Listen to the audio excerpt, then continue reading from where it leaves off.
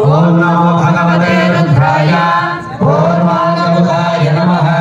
अघोरेभ्यो घोरेभ्यो घोरघोरतरेभ्यः सर्वेभ्यः सर्वसर्वेभ्यो नमस्ते प्रयुतं चार्बुदं च न्यर्बुदं च समुद्रश्च मध्यं चान्तश्च परार्धश्च तन्मे मनः शिवसङ्कल्पमस्तु ये पञ्चादशशतकं सहस्रमयुतं न्यर्बुदं च ते अग्निचित्येष्टकास्पगं शरीरं तन्मे मनः शिवसङ्कल्पमस्तु वेदाहमेतं पुरुषं महात्ममादित्यवर्णं तमसः परस्तात् यस्य योनिं परिपश्यन्ति धीरास्तन्मे मनः शिवसङ्कल्पमस्तु यस्येनं धीराः पुनन्ति कवयो ब्रह्माणमेतं त्वावृणत इन्दुम् स्थावरं जङ्गमं द्यौराकाशं तन्मे मनः शिवसङ्कल्पमस्तु परात्परतरं चैव यत्पराश्चैव यत्परं यत्परात्परतो ज्ञेयं तन्मे मनः शिवसङ्कल्पमस्तु परात्परतरो ब्रह्मा तत्परात्परतो हरिः तत्परात्परतो धीशस्तन्मे मनः शिवसङ्कल्पमस्तु या वेदादिषु गायत्री सर्वव्यापी महेश्वरी ऋग्यजुस्सामाथर्वैश्च तन्मे मनः शिवसङ्कल्पमस्तु यो वै देवं महादेवं प्रणवं परमेश्वरं यः सर्वे सर्ववेदैश्च तन्मे मनः शिवसङ्कल्पमस्तु प्रयतः प्रणवोङ्कारं प्रणवं पुरुषोत्तमम् ओंकारं प्रणवात्मानं तन्मे मनः शिवसङ्कल्पमस्तु नाभ्यै नमः अग्निर्मूर्धादिवक्रतुत्पतिः पृथिव्या अयम् अपागुं रेतागुं सृजन्मते हृदयाय नमः मूर्धानं दिवो अहतिं पृथिव्या वैश्वानरभृताय जातमग्निम् कविगुं सम्राजमतिथिं जनानामासन्नापात्रं जनयन्त देवाः कण्ठाय नमः मर्माणि ते वर्मभिश्चादयामि सोमस्त्वा राजामृतेनाभिवस्ताम् ओरोर्वरीयो परिवस्ते अस्तु जयन्तं त्वामनुमदन्तु देवाः मुखाय नमः जातवेदाय दिवा भावकोऽसि वैश्वानरो यदि वा वैद्युतोऽसि शम्भुजाभ्यो यजमानाय लोकम् ऊर्जं पुष्टिं ददतभ्रामवृत्स्व शिरसे नमः ब्रह्मा आत्मन्वदसृजत तदकामयत समापनापद्येति आत्मन्नात्मन्नित्यामन्त्रयत तस्मै दशभगं भूतः प्रत्यशृणात् स दशभूतो भवत् दशभूतो हवैनामैषः तं वा एतं दशभूतगुं सन्तम् दशभूतेत्याचक्षते परोक्षेण परोक्षप्रिया इव हि देवाः आत्मन्नात्मन्नित्यामन्त्रयत तस्मै सप्तभगं भूतः प्रत्यशृणोत् स सप्तभूतो भवत् सप्तभूतो हवैनामैषः तं वा एतगुं सप्तभूतगुं सन्तम् सप्तभूतेत्याचक्षते परोक्षेण परोक्षप्रिया इव हि देवाः आत्मन्नात्मन्नित्यामन्त्रयत तस्मै षष्ठगुं भूतः योऽसौ सर्वेषु वेदेषु पठ्यते ईश्वरः अकायो निर्गुणो ह्यात्मा तन्मे मनः शिवसङ्कल्पमस्तु गोर्निर्जुष्टन्धनेन ह्यायुषा च बलेन च प्रजया पशुभिः पुष्कराक्षं तन्मे मनः शिवसङ्कल्पमस्तु कैलासशिखरे रम्ये शङ्करस्य शिवालये देवतास्तत्र मोदन्ते तन्मे मनः शिवसङ्कल्पमस्तु त्र्यम्बकै यजामहे सुगन्धिं पुष्टिवर्धनम् उर्वारुकमिव बन्धनान् मृत्योर्मुक्षीयमामृतात् तन्मे मनः शिव सङ्कल्पमस्तु विश्वतः चक्षुरुत विश्वतो मुखो विश्वतो हस्त उत विश्वतस्मात् सम्बाहुभ्यान्नमति सम्पदत्रैर्द्या वा पृथिवी जनयन्ते पुरुषम् जातमग्रतः तेन देवा अयजन्त साध्या विषयश्च ये तस्मात् यज्ञात् सर्वहुतः सम्भृतम् प्रषदाज्यम् अशोकस्थानश्चक्रे वायव्याने आरण्यान् ग्राम्याश्च ये तस्मात् यज्ञात् सर्वहुतः ऋचः सामानि जज्ञिरे छन्दागुंसि जज्ञिरे तस्मात् यजुस्तस्मादजायत तस्मादश्वा अजायन्त एके चोभयादतः गावोह जज्ञिरे तस्मात् जाता अजावयः यत्पुरुषम् व्यदधुः गदिधाव्यकल्पयन् मुखम् किमस्य कौ बाहो काभूरोपादावुच्येते ब्राह्मणास्य मुखमासीत् बाहो राजन्यः कृतः ऊरोगतस्य यद्वैश्यः पद्भ्यागुम् शूद्रो अजायत चन्द्रमा मनसो जातः चक्षुः सूर्यो अजायत मुखादिन्द्रश्चाग्निश्च प्राणात् वायुरजायत नाभ्या आसीदन्तरिक्षम् शीर्षोऽद्यौ समवर्तत पद्भ्याम्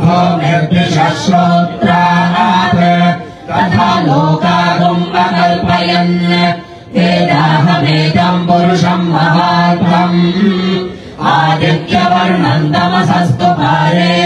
सर्वाणि रूपाणि विचित्य धीरः नामानि कृत्वा विवदने दाता पुरस्ताद्यमुदा जहार शक्रप्रविद्वान् प्रदिशश्च तस्सः त्वमेव विद्वानमृत इह भवति नान्यः पन्था अयनाय विद्यते यज्ञेन यज्ञमयजन्त देवाः तानि धर्माणि प्रथमान्यासन् देहनाकम् महिमानः सजन्ते यत्र पूर्वे साध्याः सन्ति देवाः शिरसे स्वाहा आध्यासम्भूतः पृथिव्यैरसाच्च विश्वकर्मणः समवर्तताधि तस्य त्वष्टापि तदध्रोपमेति तत्पुरुषस्य विश्वमाजानमग्रे वेदाहमेतम् पुरुषम् महात्मम् आदित्यवर्णम् तमसः परस्तात् तमेवम् विश्वानमृत इह भवति नान्यः पन्था विद्यते यनाय प्रजापतिश्चरति गर्भे अन्तः अजायमानो बहुधा विजायते तस्य धीराः परिजानन्ति योनिम् मरीचीनाम् पदमिच्छन्ति वेधसः यो देवेभ्यः आतपति यो देवानाम् पुरोहितः पूर्वो यो देवेभ्यो जातः नमो ऋचाय ब्राह्मणे ऋचम् ब्राह्मम् जनयन्तः देवा अग्रे तदब्रुवन् यस्त्वैवम् ब्राह्मणो विद्यात् तस्य देवा न सन्वशे ह्रीष्यते लक्ष्मीश्च पत्न्यौ अहोरात्रे पार्श्वे नक्षत्राणि रूपम् अश्विनौ व्यातम् इष्टम् मनिषाण अमुम् मनिषाण सर्वम् मनिषाण शिखायैव षडे आशुशिशानो वृषभो न युद्धाघनाघनः शोभनश्च ऋषणीना सङ्क्रन्दनो विमिष एकवीरः शतपुंसेन अजयत् साकमिन्द्रः सङ्क्रन्दनेन निमिषेण जिष्णुना युत्कारेण दुश्चमनेन धृष्णुना तदिन्द्रेण जयत तत्सह ध्वंयुधो नर इषु हस्तेन वृष्णा सैषु हस्तैः समिषङ्गिभिर्वशी सक्तस्रष्टा सयुत इन्द्रो देवेषु श्रयध्वम् प्रथमा द्वितीयेषु श्रयध्वम् तृतीया तृतीयेषु श्रयध्वम् तृतीयाश्चतुर्थेषु श्रयध्वम् चतुर्था पञ्चमेषु श्रयध्वम् पञ्चमा षष्ठेषु श्रयध्वम् षष्ठा सप्तमेषु श्रयध्वम् सप्तमा अष्टमेषु श्रयध्वम् अष्टमा नवमेषु श्रयध्वम् नवमा दशमेषु श्रयध्वम् दशमा एकादशेषु श्रयध्वम् एकादशा द्वादशेषु श्रयध्वम् द्वादशा त्रयोदशेषु श्रयध्वम् त्रयोदशा चतुर्दशेषु श्रयध्वम् चतुर्दशा पञ्चदशेषु श्रयध्वम् पञ्चदशा षोडशेषु श्रयध्वम् त्रिगुंशेषु श्रयध्वम् त्रिगुंशास्त्रयस्त्रिगुंशेषु श्रयध्वम्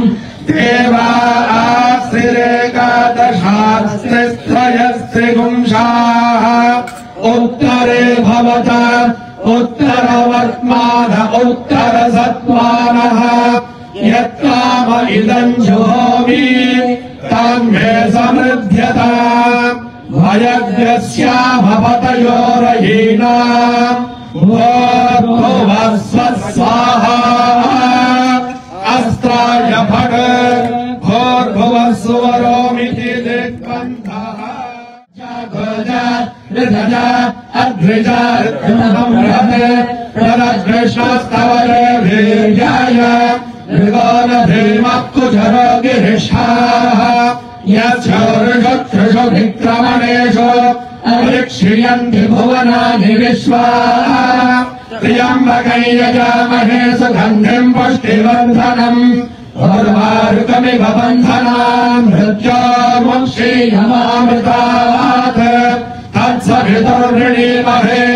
वयम् देवस्य भोजनम् श्रेष्ठम् सर्वधातमम् तुरम्भगस्य धीमहि विष्णो योनिम् कल्पयतु त्वष्टारूपाणि विगुंसतु आसिञ्च। Those who want to do namaskaram can do 8 namaskarams. Gents will perform Sashtanga namaskaram. Ladies will perform Panchanga namaskaram. Those who want to do it can do it. Tasya jata pratireka asid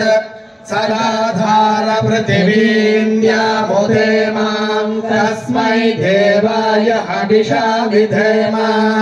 Om Uma Maheshwarabhyam Namaha Om Yapranato nimishato mahitvaika idraja jagato babhova Ya ishe asya dvipadaschatushpadah kasmai devaya havisha vidhema Om Uma Maheshwarabhyam Namaha Om Brahmajnanam Prathamam Purastat Vizimatas Surucho Vena Avaha Sabudhniya Upama Asya Vesha Sadascha Yonivasatascha Vivaha Om Uma Maheshwarabhyam Namaha Om Mahidhyau Prithvi Jana Imai Yajñam Mimikshata Piprata No Bharimabhi Om Uma Maheshwarabhyam Namaha Om Upashvasaya Prithvi Mudadhyam Purudrate Manutam Vishtitam Jagat Sandundubhe Sajurindrena Devai Duradavijo Apasetha Shakti त्रोणे ॐ उमामहेश्वराभ्यां नमः ॐ आग्नेय सुपथाराये अस्मान् विश्वानि देव वयुनानि विद्वान् योयोध्यस्मज्जुहुराणमेनो भूयिष्ठान्ते नम उक्तिं विधेम ॐ उमामहेश्वराभ्यां नमः ॐ याते अग्निरुद्रिया तनोस्तया नः पाहि तस्यास्ते स्वाहा ॐ उमामहेश्वराभ्यां नमः ॐ इमय्यमप्रस्तरमाहि सीदाङ्गिरोभिः पितृभिः संविधानः आत्मा मन्त्रा कविशस्तावहन्ते नारायण हविषामादयस्व ॐ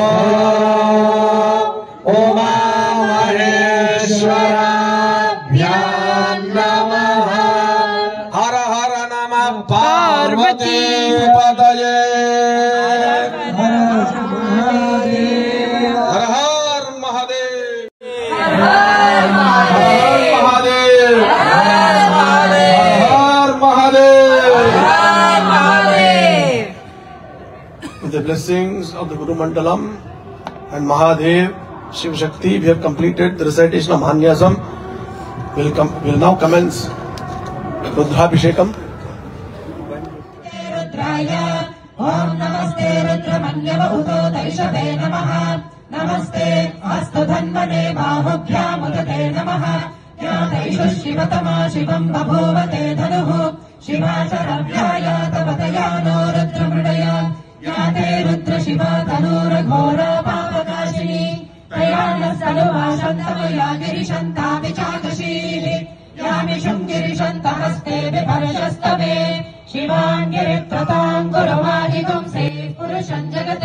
Shivena Rajasattva Girisharchavadamasi Yadana Sarvamid Jagat Yakshmagum Sumana Asare Atyavoshagati Bhakta Pratamodayivyo Vishagat Agiyascha Sarva Anjambayan Sarva Achayatu Dhanyah Asauyastamro